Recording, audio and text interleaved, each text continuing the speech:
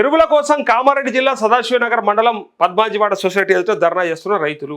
Urea లొల్లి షురు, షాపుల వద్ద రైతుల బారులు, నో స్టాక్ బోర్డులు, వానాకాలం సాగుకు తప్పని ఎరువుల కొరత, యూరియా లేదు, డిఏపి కూడా దొరకదు, ప్రస్తుత యూరియాకు నిల్వలు 2 లక్షల టన్నులే, కాంప్లెక్స్ ధరల పెంపుతో డిఏపి వైపు రైతులు, ప్రస్తుతం ఉన్న డిఏపి నిల్వలు 10,000 టన్నులే అంటూ రేట్లు పెరిగినాయి, అందుబాటులో కూడా లేదు. రేట్లు పెరిగినాయి, అట్లే స్టాక్ కూడా లేదు. ఇంకా యాసంగి ధాన్యం కళ్ళాల్లోనే ఉన్నది, మరోవైపు వానాకాలం సాగు మొదలైంది. దాంతోపాటే ఎరువుల లొల్లి మళ్ళీ షురువైంది. కాంగ్రెస్ పాలనలో ఈసారి కూడా రైతులకు యూరియా కష్టాలు తప్పెళ్ళావు. సీజన్ ప్రారంభమై ఎరువులు కొనేందుకు రైతులు దుకాణాల వద్ద మళ్ళీ క్యూ కడుతుంటే అన్ని చోట్ల నో స్టాక్ బోర్డులే కనిపిస్తున్నాయి. దేశానికి ఆదర్శంగా నిలిచిందని కాంగ్రెస్ నేతలు గొప్పలు చెప్పుకున్న యూరియా యాప్ గప్చుప్ అయిపోగా దానికి తోడు కేంద్ర ప్రభుత్వం కూడా మరో యాప్ తెస్తోంది. తీసుకురండి, షాపులలో పెట్టకుర్రి, యాప్లలో పెట్టుర్రి, షాపులలో పెట్టకుర్రి యూరియా, ఖాళీ యాప్లలో పెట్టుర్రి. యాప్లను కొనుక్కొని యాప్లనే వేసుకొని యాప్లనే పంట పండిస్తాడు. ఇక మీరు షాపులలో మాత్రం పెట్టకూరు. షాపులలో పెడితే మళ్ళీ వాడు బతికిపాయ. షాపులలో పెడితే మళ్ళీ కొనుక్కొని పోయి చల్లుకొని మళ్ళీ వాడు పంట పండించుకుంటే కోటీశ్వరుడు అయిపోయాయి, రైతు రాజు అయిపోయాయి. మళ్ళీ వాడిని బిచ్చగాని చేయాలి, రైతుని రాజు ఉంచకూడదు, బిచ్చగాని చేయాలి మనం. అందుకే యాప్లు కొత్త యాప్లు తీసుకురావాలి. ఇక కొరత కనిపించకుండా యాప్తో ఎత్తమాట. ఇంకా కథ చూడరు. ఇక ఇప్పటికే యూరియా యాప్ తీసుకొచ్చిన రాష్ట్ర ప్రభుత్వం రైతులను తీవ్ర ఇబ్బందులకు గురి చేస్తుందనే విమర్శలు వ్యక్తమవుతుంటే యూరియా కోసం రైతులు గుమిగూడకుండా కొరత ఉన్న విషయం బహిర్గతం కాకుండా యాప్ని తీసుకొచ్చింది. ఎందుకంటే ఇక్కడ స్టాకే లేనప్పుడు మీరు ఎట్లా వచ్చిర్రని చెప్పడానికి యాప్లో నో స్టాక్ పెట్టేస్తే ఇక పోరు అన్నట్టాడికి. ఇక పోరు కాబట్టి ఆడ కొరత కనిపించకూడదు.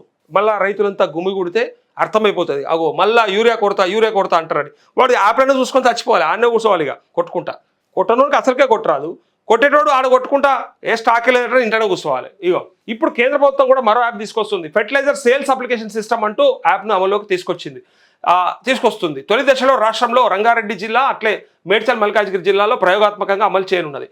అయితే రాష్ట్ర ప్రభుత్వం తీసుకొచ్చిన యాప్ కేవలం యూరియాకే పరిమితం అయితే కేంద్రం తీసుకొచ్చిన యాప్ అన్ని ఎరువులకు ఉద్దేశించింది. దీంతో రైతులకు మరిన్ని కష్టాలు తప్పవని అభిప్రాయాలు వ్యక్తమవుతున్నాయంటూ ఇంకా ఆగం చేయడానికి తప్ప ఇంకొకటి ఏం లేదు. ఇప్పటికే ధరలు ఎట్లా పెరిగినాయో చూసిరా మీరు.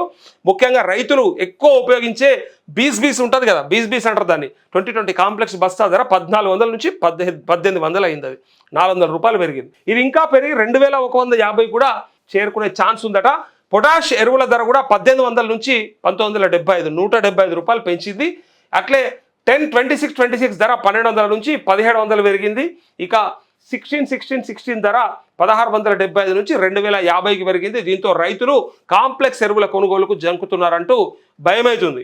డిఏపి వైపు రైతుల పరుగులు. ఇక కాంప్లెక్స్ ఎరువుల ధరలు విపరీతంగా పెరిగితే ఇక ప్రత్యామ్నాయంగా డిఏపి కోసం పరుగులు తీస్తున్నారు. కానీ ప్రస్తుతం డిఏపి బస్తా ధర 1350 ఉంటే అయితే యూరియాతో పాటు డిఏపి కొరత ఎక్కిరిస్తుంది. ప్రస్తుతం మార్కెట్ వద్ద డిఏపి ఖాళీ 10,000 టన్నులు మాత్రమే అందుబాటులో ఉందని తెలిపింది. నిరుడు జూన్లో 71,000 టన్నులు, జూలైలో 82,000 టన్నులు డిఏపిని రైతులు కొనుగోలు చేశారు.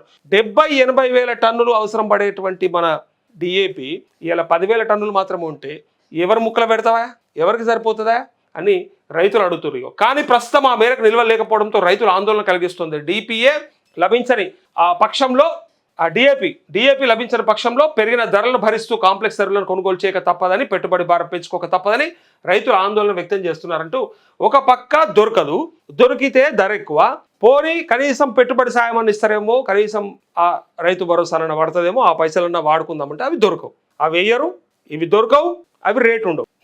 మొత్తం ఆగమైపోయేటువంటి పరిస్థితులు ఇలా రైతులకు ఉన్నాయి. ఇక చూడండి ఏం చేశారు, అసలు మనకు ఎంత అవసరం ఉన్నదనేది ఇక్కడ చూడండి. జూలైలో 3.5 లక్షల టన్నుల యూరియా కొనుగోలు చేస్తే ఈ 3 నెలలు కలిపి 5.5 లక్షల టన్నులు అవసరం అవుతుంది.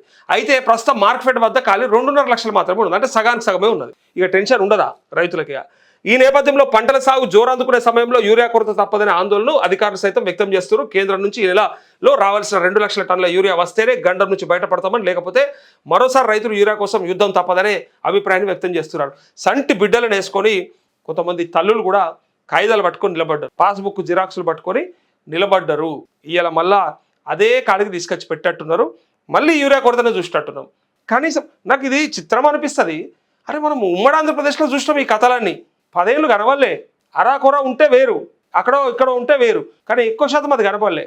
అప్పుడు ఎప్పుడో చెప్పులు పెట్టుకొని, తువ్వాలలు పెట్టుకొని, కాగితాలు పెట్టుకొని కూర్చుంటుండే ఆ ఫోటోలు వస్తుండే మనకు. మనం ఈనాడులా అప్పటి సరే అది ఏదైనా ఉండని పత్రికల గురించి చెప్తా ఉన్నా. ఆ పత్రికలలో ఆనాడు మనకు ఫోటోలు వస్తుండే యూరియా కొరత విత్తనాల కోసం అని చెప్పులు పెట్టుకున్నటువంటి రైతులని చెప్పుల ఫోటోలు లిస్టులు ఇలా మళ్ళా అదే కాడికి తీసుకొచ్చి పెట్టిరు, మళ్ళా అట్లే నిలబడే కాడికి తీసుకొచ్చారు. ఇగో ఏడ చూడు యూరియా కోసం రైతుల నిరసన. వర్షాకాలం ప్రారంభమైనందున ప్రభుత్వం డిఏపి యూరియా అందించాలని డిమాండ్ చేస్తూ సోమవారం ఆదిలాబాద్ జిల్లా ఇచ్చోడల ఇగో ఎక్కడైనా చూడండి ఎరువుల ధరలు తగ్గించాలని కలెక్టరేట్ ఎదుట ధర్నా చేస్తున్న వీళ్ళు ఎవరు కేఎస్ వాళ్ళు కేంద్ర ప్రభుత్వం పెంచిన ధరలు తగ్గించాలని డిమాండ్ చేస్తూ రైతు సంఘం జాతీయ కమిటీ పిలుపు మేరకు భద్రాద్రి కొత్తగూడెంలో అది కలెక్టరేట్ ఎదుట అదొకటి జరిగింది. ఇక్కడ చూడండి ఎక్కడైనా కూడా ఇదే పరిస్థితి ఉన్నది. మరి యూరియా కొరత అధిగమించేదన్నాడు ప్రభుత్వాలకు మరి చిత్తశుద్ధి ఉందా లేదా అనే దాని గురించే ఎక్కువ మంది మాట్లాడుతున్నారు.